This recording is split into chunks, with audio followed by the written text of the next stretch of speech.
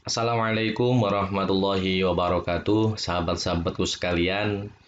Mari perkuliahan kali ini kita awali dengan baca Fatihah. Semoga Allah memberikan kemudahan kepada kita, memberikan keberkahan dan juga menjadikan manfaat apa yang kita kaji pada pagi hari ini. Ala hadiniyah wa likulli niyatin sholihah. Al-Fatihah. A'udzu billahi minasyaitonir rajim. Bismillahirrahmanirrahim. Alhamdulillahirabbil alamin. Ar-Rahmanir-Rahim. Maliki yaumiddin. Iyyaka na'budu wa iyyaka nasta'in. Ihdinas shiratal mustaqim. Shiratal ladzina an'amta 'alaihim ghairil maghdubi 'alaihim waladdallin. Amin ya rabbal alamin. Oke, baik. Sahabat-sahabatku sekalian, mahasiswa dan mahasiswi yang mengambil mata kuliah etika profesi hukum di Prodi HKI Fakultas Syariah Pekalongan. Hari ini kita akan bahas atau mengkaji tema tentang konsep dasar etika. Jadi konsep dasar etika ini adalah pembahasan penting pertama dalam tema-tema selanjutnya yang telah kita sampaikan di awal pertemuan kemarin, bahwa dalam pertemuan itu selama satu semester di RPS itu membahas ada 13 tema begitu ya. Ini tema pokok, tema pertama yang menjadi kunci nanti di pertemuan-pertemuan selanjutnya. Konsep dasar etika. Dalam tema ini kita akan berbicara tentang satu, definisi etika itu apa. Yang kedua, yang menjadi objek kajian etika itu apa. Yang ketiga, sejarah etika. Kemudian yang keempat, sumber etika. Yang kelima, bagaimana sih etika dalam Islam. Kemudian yang kelima adalah apa perbedaan antara etika, norma, dan agama.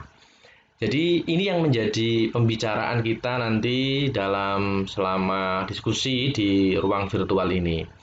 Oke. Yang pertama, saya akan membawa Anda untuk memahami lebih jauh konsep-konsep umum tentang norma etika susila. Jadi, manusia itu sebetulnya tidak lepas dari yang namanya jaring norma dalam kehidupan sehari-harinya. Artinya, dalam kehidupan manusia sehari-hari, mulai dari bangun tidur sampai tidur lagi, itu tidak bisa lepas dari jaring norma. Kenapa demikian? Karena manusia adalah makhluk sosial. Hidupnya selalu berkait dengan persoalan atau dengan orang lain. Tidak bisa sendiri. Mulai dari bangun tidur sampai tidur lagi. Oleh karena itu, mau tidak mau, manusia dalam kesehariannya, dalam jaring norma, tidak bisa lepas begitu. Ini hikmahnya apa? Manusia tidak bisa enaknya sendiri. Begitu. Oke, ada 6 gambar ilustrasi yang bisa saya sampaikan di ruang virtual ini yang nanti mencoba memberi pemahaman kepada Anda semua. Oke, pertama ini cerita ilustrasi yang nanti bisa dipahami bersama bahwa pada hari ini, hari Senin, begitu. Ini bayangan hari Senin biasa saya mengawali aktivitas saya bangun jam 3.30 atau setengah 4 pagi. Aktivitas pertama yang saya lakukan biasa adalah sholat tahajud atau qiyamul lail, kemudian dilanjut zikir, membaca Al-Quran, dan jamaah sholat subuh, membaca dan menyelesaikan tugas-tugas yang belum selesai untuk persiapan hari ini, kemudian sampai dilanjut persiapan berangkat kerja atau ke kantor atau ke kampus begitu ya. Itu yang pertama. Kemudian yang kedua, saat saya makan di meja makan begitu, terdengar dari luar sayup-sayup suara tukang sayur menawarkan dagangannya yang biasa keliling komplek di sekitar rumah. Itu pagi-pagi ada yang membuat tanda tertentu menawarkan dagangannya, memanggil ibu-ibu komplek begitu. Di situ saya melihat dari dalam, istri saya melakukan tawar-menawar, bahkan ibu-ibu komplek juga sama, tawar-menawar apa namanya tawar-menawar dengan apa namanya Oh, belum saya rekam. Oh iya sudah. Tawar-menawar dengan tukang sayur begitu ya. Dalam tawar-menawar itu biasa ibu-ibu yang harganya sudah ditawar lagi, sudah nawar, habis itu ngutang lagi begitu ya. Maka terjadi transaksi. Oke, Bu, dicatat karena banyak yang hutang, si Ibu A ini dagingnya 100.000 misalkan dan hutangnya sekian ribu ditulis begitu dan tukang sayur pun mencatat dengan cermat dalam bukunya agar tujuannya tidak salah hitung dan nanti di kemudian hari atau besoknya akan ditagih. Ini rutin setiap hari. Setelah istri saya masuk, saya siap-siap berangkat ke kantor, tiba-tiba datang seorang tamu yang tidak diundang. Ya, ini ilustrasi ini. Tetangga saya datang bertamu dengan wajah yang agak apa namanya? Melas begitu datang bertemu. Tujuannya apa? Pagi-pagi kita mau berangkat, tiba-tiba ada tamu datang. Tujuannya apa? Meminjam uang untuk pengobatan anaknya yang lagi sakit, muntaber dan tidak diberikan dengan alasan kepentingan. Maksudnya begini, ketika saya mau berangkat itu tiba-tiba datang tamu. Pak, mohon maaf, bisa diizinkan untuk pinjam uang 500.000 atau 1 juta karena anak saya sedang sakit akan dirawat di rumah sakit kondisi muntaber dan seterusnya begitu dengan wajah memelasnya. Kemudian saya dan dan istri saya bahwa sebetulnya memang saya melebihi kelebihan uang begitu, tetapi uang yang lebih di keluarga saya saat itu karena ada cadangan untuk kegiatan lain yang sudah kita rencanakan bersama acara keluarga begitu sehingga dengan berat hati saya mengatakan eh, tidak bisa dan tidak ada uang sehingga dengan menyesal saya menolak atau saya tidak meminjamkan uang kepada tetangga saya tadi. Tetangga saya pulang dengan wajah kecewa. Kemudian setelah tetangga pulang saya berangkat ke kantor biasa mengendarai motor lewat gang-gang perumahan begitu. Lewat gang perumahan pagi-pagi ada ibu-ibu yang gendong anaknya, membersihkan halamannya. Dengan sikap yang seperti biasa saya menganggukkan kepala dengan mengedipkan lampu, kadang membunyikan klakson, monggo Bu, mari Pak, mari Bu dan seterusnya. Derek langgung, nyuwun sewu, sepunten dan monggo. Itu yang biasa. Kemudian sampai kantor, pertama yang saya lakukan adalah mendatangi absen fingerprint. Ya, kalau dulu fingerprint ya, absen kehadiran kantor. Di kantor saya melakukan aktivitas biasa harian, menguji mahasiswa dan sebagainya. Ketika saatnya pulang, saya juga melakukan hal yang sama yaitu absen dan fingerprint. Nah, kemudian sore hari jam 5 saya nyampe di rumah. Betapa terkejutnya saya ketika istri saya menceritakan. Apa yang diceritakan? Ternyata anak tetangga saya yang tadi pagi pinjam uang kepada saya untuk berobat itu meninggal dan tidak bisa tertolong lagi karena telat membawa ke dokter. Seandainya tadi pagi itu dibawa ke dokter mungkin bisa tertolong, tapi karena tidak ada uang maka tidak bisa ketolong. Ini cerita istri saya kepada saya. Nah, 6 alur cerita ini memberikan pelajaran kepada kita, saya kira cukup menunjukkan bahwa saya, Anda, dan orang sekeliling Anda tidak bisa lepas dari jaring yang namanya peraturan. Peraturan seperti apa? Misalkan peraturan yang mengatur tingkah laku manusia yang berisi perintah dan larangan. Ini disebut norma atau kaidah. Jadi norma atau kaidah adalah peraturan yang mengatur tingkah laku manusia yang berisi perintah dan larangan. Dan ini kita tidak bisa lepas dari jaring ini setiap keseharian kita.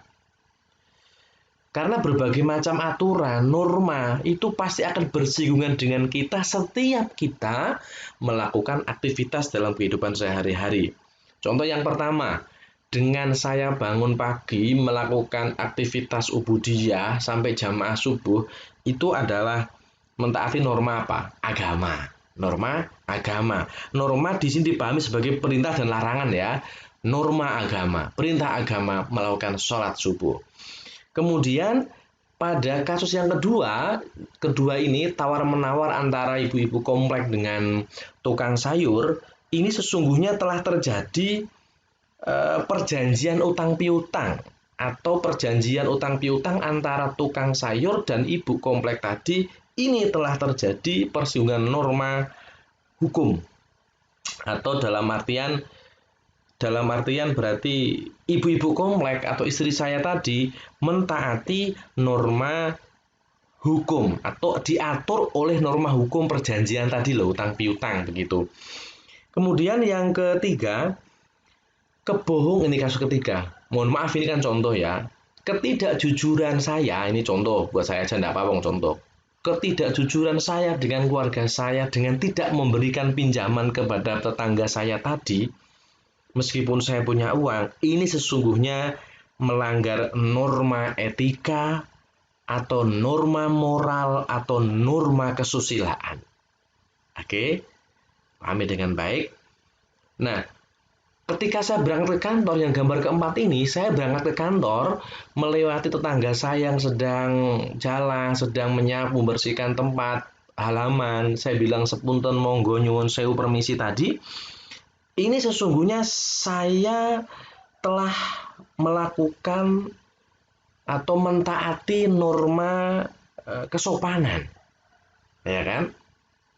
Di depan orang tua mohon maaf tadi, bukan ketika naik motor ada orang dibablas ya bukan, tapi permisi nyuwun sewu itu berarti saya sedang mempraktekkan atau mentaati norma kesopanan. Kemudian yang berikutnya, saya datang ke kantor, kemudian pulang ke kantor tadi, saya absen. Itu berarti saya sedang melakukan atau sedang mempraktekkan ketentuan hukum disiplin kepegawaian. Oke, oleh karena itu dalam setengah hari itu saja saya telah terjaring, telah bersinggungan dengan norma apa saja, mulai norma agama, norma etika, norma kesopanan, dan norma hukum. Nah, jadi kita harus sadar setiap hari kita nggak bisa lepas dari yang namanya jaring norma begitu saudara. Nah, karena kita nggak bisa lepas dari jaring norma, maka kehidupan kita kalau kepingin normal, kepingin baik, diterima setiap orang, ya mau tidak mau harus mentaati norma yang ada, begitu kira-kira. Oke, dari 6 ilustrasi tadi, sudah saya sampaikan tadi, norma adalah kaidah peraturan yang mengatur tingkah laku manusia yang berisi perintah larangan. Yang pertama tadi saya ulangi, sholat subuh berarti saya sedang mentaati norma agama. Yang kedua, ketika ada ibu-ibu yang sayur yang kemudian hutang piutang ini berarti ibu-ibu komplek tadi sedang melakukan transaksi atau mematuhi norma hukum. Yang ketiga, ketika berbohong tadi berarti melanggar norma etika moral dan norma kesusilaan. Yang keempat, di depan orang bilang nyuwun sewu permisi tadi berarti mematuhi atau mengikuti norma kesopanan. Yang kelima, datang pulang dari kantor itu absen tadi berarti patuh dengan norma hukum disiplin. Oleh karena itu, saya tegaskan sekali lagi bahwa dalam sehari masuk dalam jaring berbagai norma. Itu dalam kehidupan manusia, saudara. Karena apa? Manusia makhluk sosial yang bisa lepas dari yang namanya peraturan. Oke, itu sebagai gambaran sehingga Anda paham. Sekarang definisi etika. Jadi etika itu secara bahasa dimaknai dalam arti kebiasaan. Menurut terminologi bahwa atau istilah etika itu ada 3 definisi. Yang pertama, Etika adalah nilai atau norma-norma moral yang menjadi pedoman bagi seseorang atau kelompok untuk bersikap dan bertindak. Tujuannya untuk apa? Untuk mengatur tingkah laku seseorang itu atau kelompok itu. Contoh, etika suku Indian. Berarti norma moral yang dipedomani bagi suku Indian itu yang mengatur tingkah laku suku Indian. Gitu. Etika Buddha. Berarti norma moral yang menjadi pedoman orang Buddha dalam mengatur kehidupan, mengatur tingkah laku orang Buddha. Ada etika Protestan pun begitu. Berarti sekumpulan nilai norma moral yang dipedomani, dipatuhi oleh orang Protestan yang itu digunakan sebagai aturan tingkah laku mereka. Sama dengan ketentuan etika Islam, berarti nilai atau norma moral yang menjadi pedoman bagi seseorang umat Islam dan komunitasnya yang itu dijadikan sebagai pedoman berperilaku dan bersikap. Nah, itu definisi pertama. Ketika etika dimaknai sebagai nilai atau norma. Yang kedua, etika didefinisikan sebagai kumpulan asas atau nilai yang berkenaan dengan akhlak atau moral. Kalau tadi itu sebagai norma atau nilai, tapi ini sebagai asas atau nilai yang berkaitan dengan akhlak dan moral. Contoh, kode etik suatu profesi. Taruhlah kode etik profesi dosen, kode etik dosen, kode etik notaris, kode etik hakim. Berarti apa? Sekumpulan asas atau kode etik itu merupakan kumpulan asas yang mengatur perilaku kelompok tertentu. Contohnya kode etik tadi, asas ya, asas landasan. Yang ketiga adalah definisi etika masuk dalam kategori ilmu. Etika adalah ilmu tentang yang baik dan yang buruk yang diterima dalam suatu masyarakat menjadi bahan refleksi yang diteliti secara sistematis dan metodis. Kalau yang pertama sebagai nilai norma moral yang dipedomani, yang kedua sebagai asas akhlak atau moral dasar, yang ketiga sebagai ilmu. Nah, etika sebagai ilmu ini sama artinya dengan etika sebagai cabang filsafat, atau ketika etika masuk klaster filsafat berarti dalam kategori filsafat moral. Jadi, etika ada 3 definisi. Yang satu, etika yang mengatur sekumpulan perilaku orang, etika yang mengatur asas yang mengatur tentang perilaku moral seperti etika profesi pekerjaan tertentu, etika hakim, misalkan kode etik hakim dan sebagainya. Yang ketiga sebagai ilmu. Nah, dari sini kita akan lanjut kepada 3 jadi 2 definisi begitu ya. Satu sebagai sistem nilai. Sebagai sistem nilai ketika digunakan dalam 2 hal. Etika itu sebagai sistem nilai ketika digunakan dalam 2 hal. Satu, sebagai standar normatif evaluasi, atau dalam bahasa lain normative standard of evaluation. Yang kedua, etika sebagai sistem nilai ketika aturan normatif perilaku atau digunakan sebagai aturan perilaku normatif rule of conduct. Nah, dari pengertian standar normatif evaluasi dan peraturan normatif perilaku tersebut, maka dapat disimpulkan bahwa etika itu yang pertama berkaitan dengan aktivitas menilai dalam arti proses, dan yang kedua dalam arti produk. Etika dalam arti proses, etika dalam arti produk. Nah, yang satu digunakan sebagai standar evaluasi, ini berarti proses, dan yang kedua sebagai aturan normatif produk dari proses tadi. Etika disebut sebagai cabang dari filsafat, tepatnya filsafat moral, yang berbicara tentang tindakan manusia.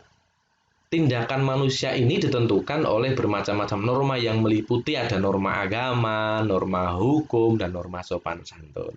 Yang tadi saya sampaikan ilustrasi gambar tadi. Oke, baik saudara. Sekarang ada objek kajian etika. Objek itu berarti sasaran yang menjadi kajian etika itu apa? Satu, objek kajian etika adalah pernyataan-pernyataan moral yang merupakan perwujudan dari pandangan-pandangan dan persoalan-persoalan dalam bidang moral. Jadi pernyataan, ungkapan, yang ungkapan itu merupakan perwujudan dari pandangan dalam hal bidang moral. Nah, ada dua ini saudara, ada dua macam pernyataan yang dimaksud tadi.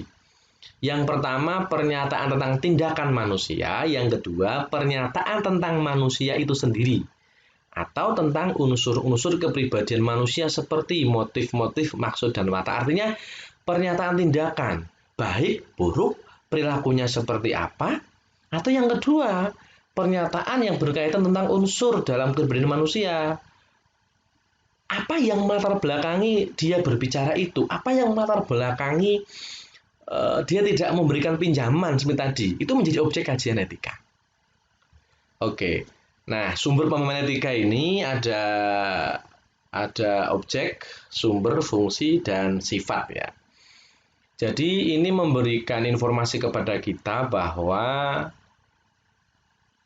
objek kajian etika itu ya perilaku, jelas ya, tadi sudah disebutkan begitu objek kajiannya. Sumbernya sekarang, etika itu sumbernya dari akal. Karena akal maka sifatnya tidak absolut, tidak bisa universal. Kenapa? Karena masing-masing orang itu punya pikiran berbeda. Contoh, standar baik dan buruk menurut masyarakat A itu berbeda dengan masyarakat B. Contoh kecil begini, contoh kecil yang sering saya ungkapkan. Di Batang Pekalongan ini ada satu kata, satu ungkapan yang ketika diucapkan di daerah lain tidak pas. Contoh, kata bongko ya, bongko itu di Batang dan di Pekalongan itu apa konotasi atau persamaan dari jengkel, kesel gitu, mangkel. Tapi kalau kata bongko sampean ucapkan di daerah Semarang ke timur itu bermakna sangat buruk, sangat jelek. Karena bongko itu adalah apa umpatan yang artinya mati tapi kasar gitu. Bongko itu mati artinya tapi kasar. Nah maka tadi karena ukurannya akal sehingga tidak bisa absolut. Sopan menurut masyarakat A belum tentu sopan menurut masyarakat B itu etika. Nah fungsi sekarang, etika berfungsi untuk penilaian atau penetap perbuatan manusia atau konseptor bahasanya. Nah, sifatnya relatif jelas berubah-ubah sesuai dengan tuntutan zaman. Nah, itu etika. Nah, ini zaman dulu itu kalau orang ketemu gurunya itu mundur-mundur, bahkan melihat wajahnya pun enggak berani. Nah, sekarang mahasiswa sekarang itu lihat dosennya pun biasa gitu kan. Bahkan tidak menyapa enggak biasa, enggak risih. Nah, ini perubahan ini kan memang perlu disikapi begitu. Nah, sekarang sejarah atau periodisasi perkembangan etika atau ilmu akhlak. Kalau kita berbicara tentang periodisasi perkembangan etika, maka sejarah rangkaian peristiwa yang pernah terjadi pada masa itu sejarah ya. Sejarah itu peristiwa yang masa lampau. Kalau kita melihat sejarah ilmu akhlak atau etika ya ada di luar Islam dan di dalam Islam. Intinya, kajian-kajian tentang ilmu akhlak itu di luar Islam juga ada, di dalam Islam juga ada, dan itu berlangsung sekian puluh abad, bahkan ratus abad ilmu pengetahuan begitu ya. Nah, kalau kita berbicara tentang kajian tentang ilmu akhlak di luar Islam, maka kajian atau pengetahuan tentang akhlak yang tidak didasarkan pada Al-Quran dan Sunnah, itu intinya. Tapi kalau kajian tentang ilmu akhlak di dalam Islam, tentu kajian pengetahuan tentang akhlak itu didasarkan kepada Al-Quran dan As-Sunnah. Jadi hanya itu perbedaan sebetulnya. Sumber berbeda memang. Tapi memang perjalanan ilmu akhlak itu luar biasa, sangat lama sekali. Kajian keilmuannya begitu loh ya. Nah kita lihat etika atau akhlak bangsa Yunani, bangsa Romawi, bangsa Arab, bangsa Ibrani sudah ada kajian-kajian sejak dulu kala sudah ada. Terkait agama-agama pun begitu, Nasrani, Hindu, Buddha, Konghucu, dan Islam itu sudah ada. Artinya masing-masing itu sudah punya kajian, punya aturan, punya norma sendiri-sendiri begitu.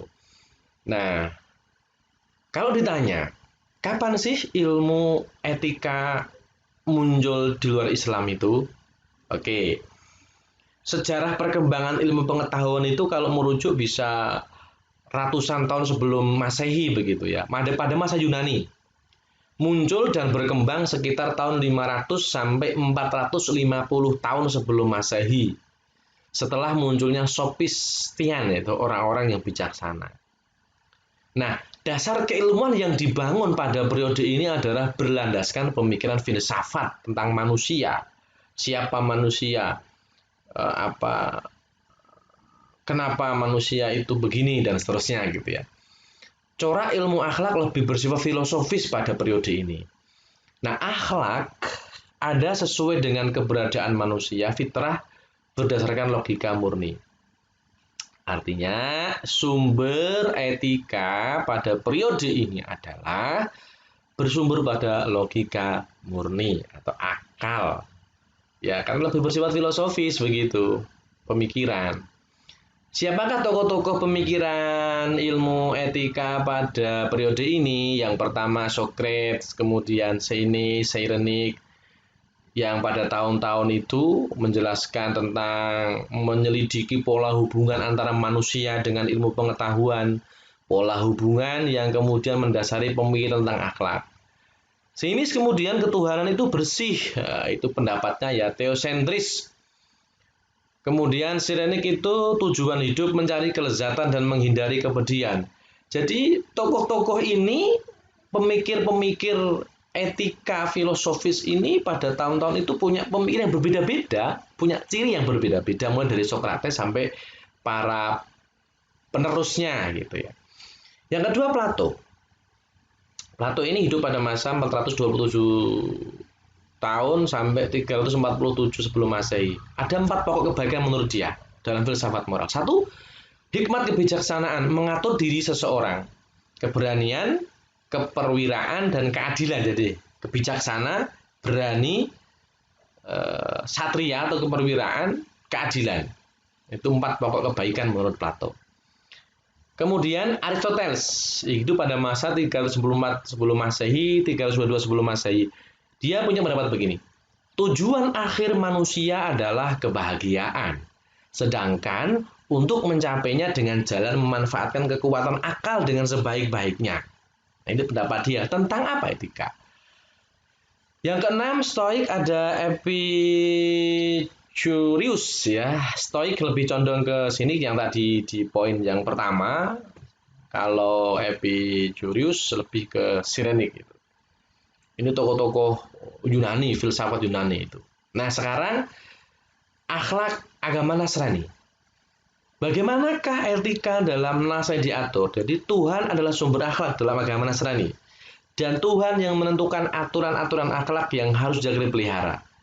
Pendorong berbuat baik dan buruk adalah cinta dan iman pada Tuhan. Ini menurut agama Nasrani. Ya. Lah bangsa Romawi itu perpaduan antara Yunani dan Nasrani. Antara akal dan sifat ketuhanan itu Romawi. Nah, agama Hindu bagaimana? Yang muncul sejak 1500 tahun sebelum Masehi dalam Weda gitu ya. Kebaikan pada diri seseorang jika patuh dan disiplin dalam menjalankan upacara ajarannya sebagai mestinya. Kebaikan ketika seseorang patuh kepada ajarannya. Tanda-tanda baik itu kalau dia merdeka, sehat, kaya, dan bahagia. Itu orang baik dalam agama Hindu. Kalau orang jahat, penghambaan, sakit, fakir, dan celaka itu orang jahat dalam agama Hindu. Prinsip dasar akhlak dalam agama Hindu adalah peraturan agamanya. Artinya sumber segala kemuliaan. Itu diatur dalam kitab agama Hindu. Nah, agama Buddha itu kebaikan itu melazimi kasih sayang, suka menolong, memaafkan. Pokok untuk mencapai kebaikan dalam ajarannya. Kalau bangsa Ibrani, Israel itu dibekali dengan prinsip akhlak, tapi tidak pada jalur yang benar. Konghucu menyendiri, pertemuan membuat diri. Jadi Jadi tadi itu bangsa mulai dari Yunani, kemudian para filosof, kemudian agama-agama masing-masing mempunyai ketentuan tentang baik dan buruk atau aturan etika masing-masing. Nah, ini berbeda dengan Islam, saudara. Kalau Islam, dalam agama Islam, sifat baik dan buruk itu ada ukuran masing-masing.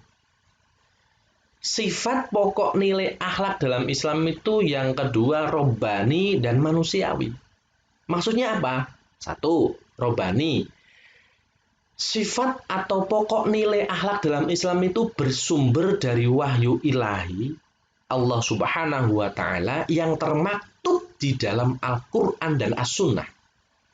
Jadi menyangkut semua tujuan manusia, dari mana asal manusia harus ngapain hidup di dunia ini sampai besok mau kemana, itu diatur dalam wahyu Tuhan, kitab suci Al-Quran dan As-Sunnah. Artinya tidak moral situasional dan tidak relatif, karena yang mengatur wahyu Tuhan maka absolut dan universal. Ada satu firman dalam surat Al-An'am, wa inna hadza sirati mustaqima fattabi'u. Al-An'am ya. Hadza sirati mustaqim fattabi'u. Kata Allah, sesungguhnya ini jalanku yang lurus maka ikuti gitu. Jadi Allah itu sudah menentukan jalan yang mana yang baik, mana yang buruk, maka diikutilah yang baik, kira-kira begitu. Yang kedua, sifat pokok nilai akhlak dalam Islam itu adalah manusiawi. Artinya apa? Ketentuan baik dan buruk yang telah ditentukan oleh ajaran agama Islam itu sejalan dengan dan memenuhi tuntutan fitrah manusia. Artinya apa?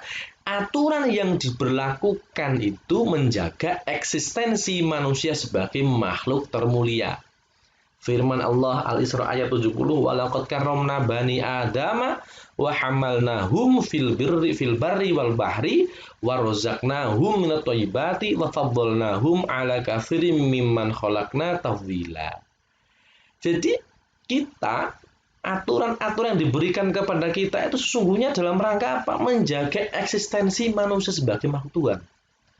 Kembali bahwa pokok nilai akhlak dalam Islam itu robbani, manusiawi, dan universal, seimbang, realistik. Universal apa? Berlaku untuk semua.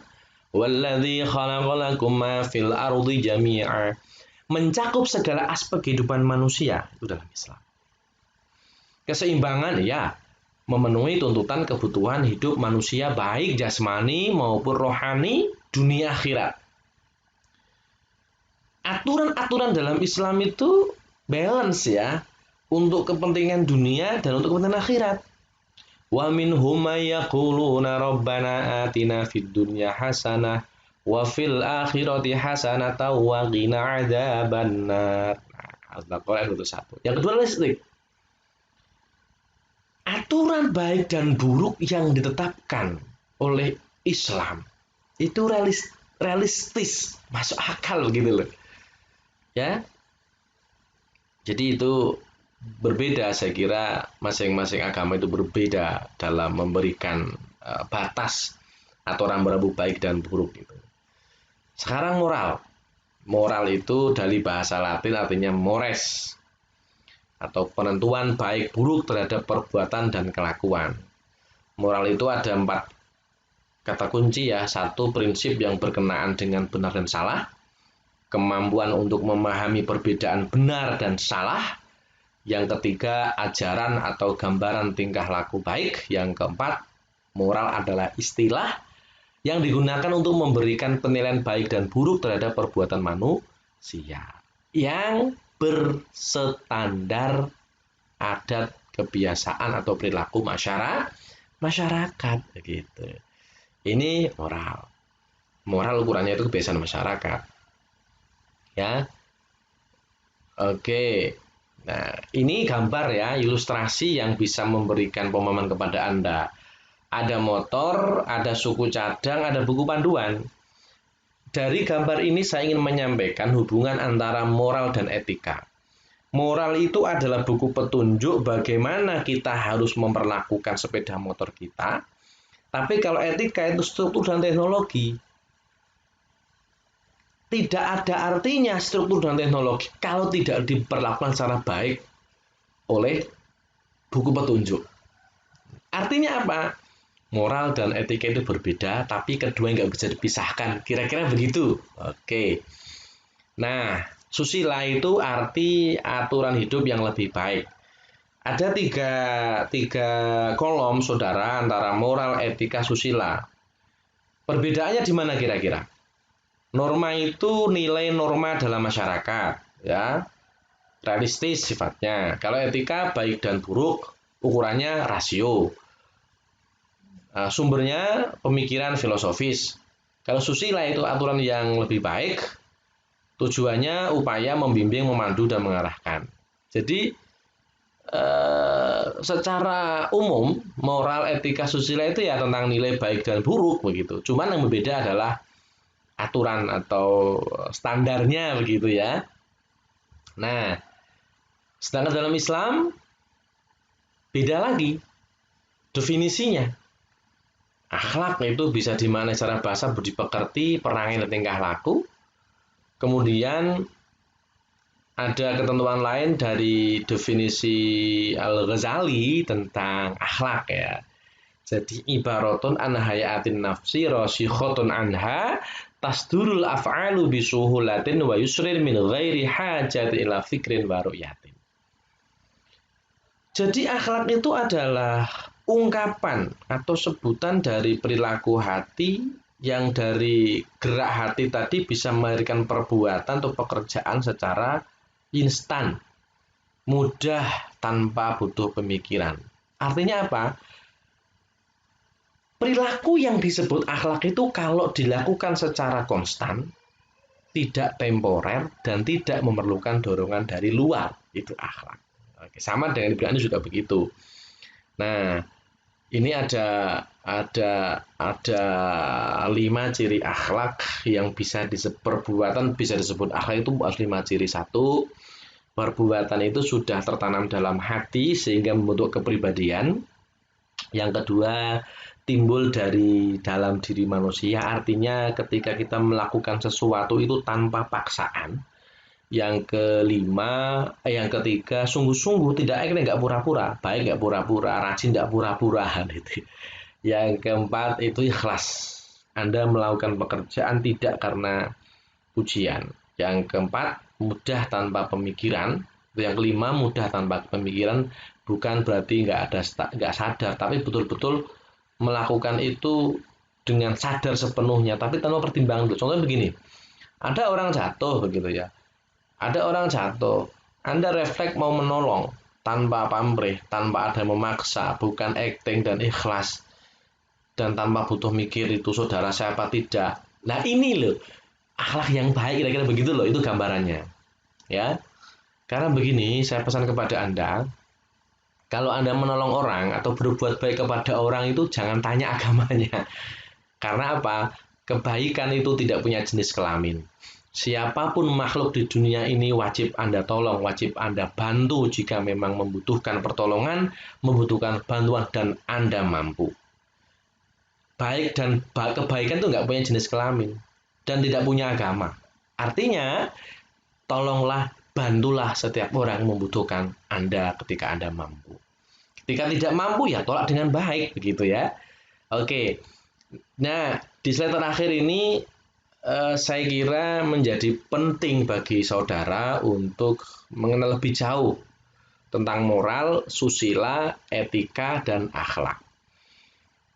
Fungsi dan peran. Kalau moral itu berfungsi, perannya menentukan nilai perbuatan manusia baik dan buruk, sama ya. Moral, susila, etika, akhlak. Persamaannya sama-sama mempunyai peran dan fungsi dalam hal menentukan perbuatan manusia ini baik atau buruk. Itu fungsinya sama. Sumbernya moral, susila, etika itu sama. Moral dan susila sama sumbernya apa? Kebiasaan yang berlaku dalam sebuah komunitas, kebiasaan yang berlaku dalam satu masyarakat. Kalau etika sumbernya itu akal.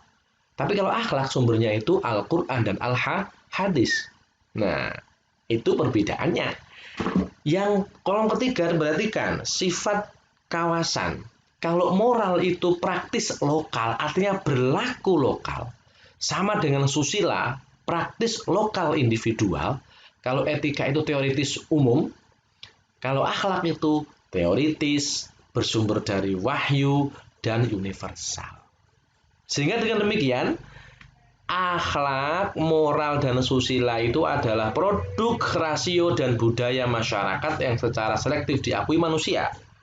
Kalau akhlak itu berasal dari wahyu Tuhan. Nah, sehingga dapat kita katakan, saya katakan, kata kunci dari slide ini adalah etika, moral, dan susila adalah penjabar dari akhlak yang terkadang mujmal. Artinya, prinsip-prinsip universal dari akhlak itu memang perlu dijabarkan. Kira-kira penjabarannya yang melalui etika, moral, dan susila. Kenapa demikian? Al-Quran itu berbicara banyak hal tentang kebaikan. Namun, terkadang pembicaraan atau isi perintah dari Al-Quran itu tidak selalu teknis, tidak selalu rinci ya, maka perlu ditafsirkan, perlu dijabarkan, perlu dijelaskan. Oke, baik saudaraku, sahabat-sahabatku, saya kira demikian perkuliahan dengan tema konsep dasar etika ini. Semoga bermanfaat dan saya kira cukup sekian. Terima kasih. Wallahu muwaffiq ila aqwamit thoriq. Wassalamualaikum warahmatullahi wabarakatuh. Semoga bermanfaat ya.